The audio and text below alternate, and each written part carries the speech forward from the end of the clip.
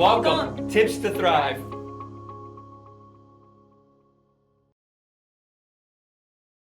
Has he called?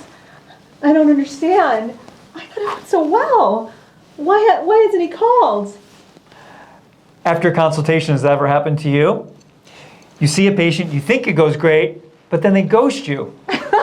What do you do with that? That might be happening in your practice, but I can tell you in our practice, we actually follow up with our patients the next day, usually within at least 24 hours of seeing that patient, so that we can capture if there's any side effects, like a necrosis or an impending necrosis, or an infection after laser resurfacing, or any other concern that the patient may have that we can, quickly alleviate. So if you treat the patient or if you don't treat the patient, do they get a call the next They day? do get a call also if they have not been treated, just in case they have additional questions from the consultation that we were not able to address. The next day, within 24 hours. Who makes that call? My medical assistant makes that call. And then we actually do a second follow-up call 2 weeks after any treatment or as well as any consultation, because at that point it might be an opportunity to book them if you did a consult, but it also might be an opportunity to ensure that they're satisfied with their filler treatment, which sometimes takes 2 weeks to fully integrate, as well as with their toxin treatment.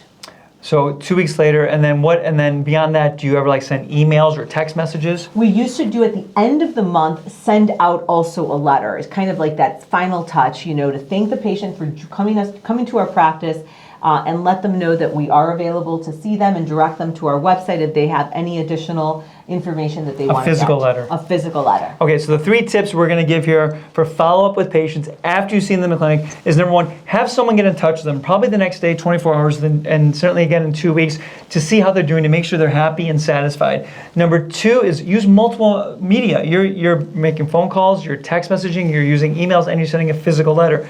And number 3rd tip with this follow-up, which is really important, I think, too, not only is to keep it goodwill with the patient, but you have an opportunity to maybe bring them back for another treatment, make sure they're satisfied and they're a raving fan, as you would call it.